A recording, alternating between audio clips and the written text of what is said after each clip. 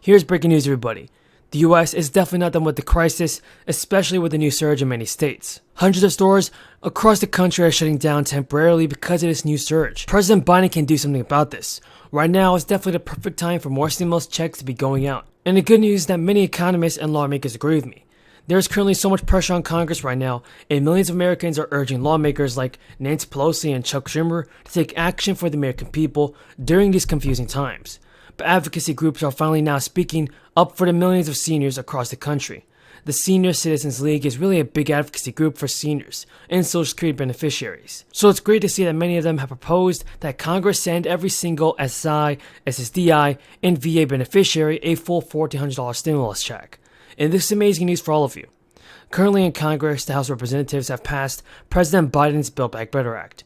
However, lawmakers in the Senate still have to come to an agreement on what will really be in the final version of the stimulus relief bill. Many economists and lawmakers have suggested including more financial assistance for seniors, especially in the form of a $200 monthly boost or automatic stimulus relief payments.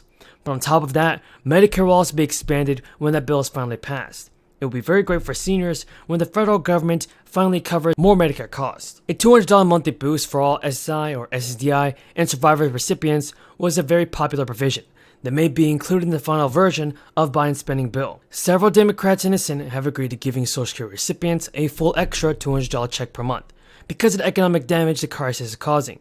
Very popular lawmakers like Chuck Schumer and Elizabeth Warren are people that support this bill. The extra income would officially apply to Social Security, veterans, and supplemental and SSI beneficiaries more stimulus money. That bonus money has been proposed and would equal up to $4,000 over the next few years, and that's really good news. Plus, I know that many of you would be good. Plus, I know that money will be put to good use by the millions of seniors across the country. And inflation is surging like crazy, and Congress needs to do more to help seniors that are struggling right now. That is why it's important for advocacy groups like the Senior Citizens League to also speak up. The organization's chairman has officially told Congress that a one-time $1,400 emergency check would help Social Security recipients budget and stay afloat during difficult times like this. And I think it is very important that all Social Security beneficiaries receive at least a $200 increase right now. We definitely do not want our seniors suffering anymore due to the ongoing crisis, and I believe that Congress needs to step it up and take some more real action, for the American people at least. Millions of Americans are struggling, and it's not their fault. The surge in the crisis is only making things worse. Even Walmart has had to temporarily shut down almost 60 stores in the country because they are located in locations that are experiencing the big surge. The crisis will continue to disrupt the United States economy, and something needs to be done to help seniors from falling into poverty. So, I hope that Congress does something about this very soon and sends out more stimulus checks, especially for our seniors. And what the Majority Leader Schumer previously described what would happen if the filibuster was eliminated, he called it a doomsday for democracy. That's from the Majority Leader today, to just highlight the point that our leader just made. And he said that getting rid of the filibuster would make, and I quote, our country a banana republic where if you don't get your way, you change the rules, end quote. That's from Chuck Schumer just a few years ago. And this letter, to which the leader referred, was signed by a majority of the current sitting Democrat senators, basically saying getting rid of the filibuster would be terrible for the country. They came out in hard opposition back in 2017. And at the time, Republicans were under a lot of pressure, I think, as you know, from our former president to get rid of legislative filibuster. We withstood that pressure because we believe the legislative filibuster is essential not only to the functioning of the Senate but to the country, because it does provide, as Washington described, that cooling saucer where legislation, things can be cooled down. It gets away from the passions of the moment, creates stability, predictability, moderation, an opportunity for compromise, and where solutions can be found in the center, where you actually have to get Republicans and Democrats working together. It protects minority rights. It is the institution in our democracy that protects minority rights. And what they're talking about doing would create a nuclear fallout unlike anything we've seen. It's called the nuclear option for a reason. That's the reason it's been referred to around here, because everybody realizes what would happen if it ever gets triggered. And they think they can just carve one little thing out and this will all go away. Well, you can't put that genie back in the bottle. When you start getting rid of the legislative filibuster, carve out or otherwise, it's gone. It's a whole new ballgame around here.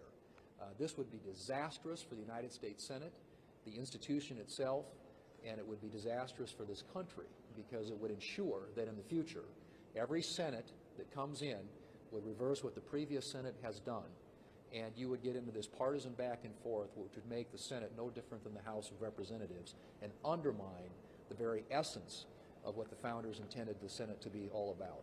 So I hope that they will, as the leader pointed out, decide and exercise better judgment, which they did just a few years ago when we had the presidency and when we were majority of the Senate, and get back to legislating the way that this place is supposed to work, and that is in a bipartisan way.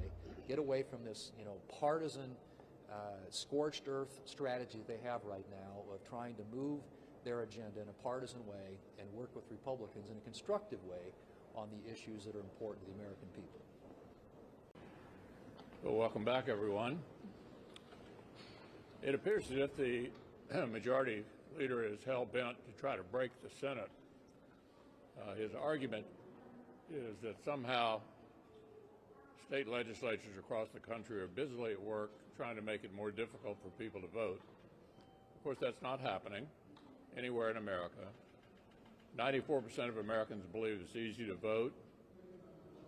We had a record turnout last year, the biggest turnout since 1900. It's already against the law to prevent people from voting based upon race. The Voting Rights Act is still intact. So it's appropriate to ask the question, what's going on here?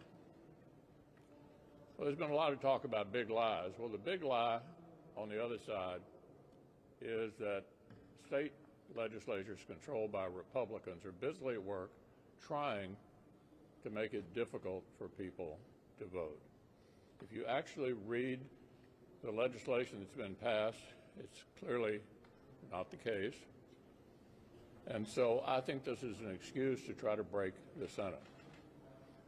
Hypocrisy is not unheard of in politics, but about half the current members of the Democratic Party, when Donald Trump was president and we were in the majority, believed that the legislative filibuster was the essence of the Senate. So I guess where you stand depends upon where you sit. And we anticipate, based on what the majority leader said, he's going to try to break the Senate, break the legislative filibuster, to make some kind of narrow exception. There is no such thing as a narrow exception. No such thing as a narrow exception.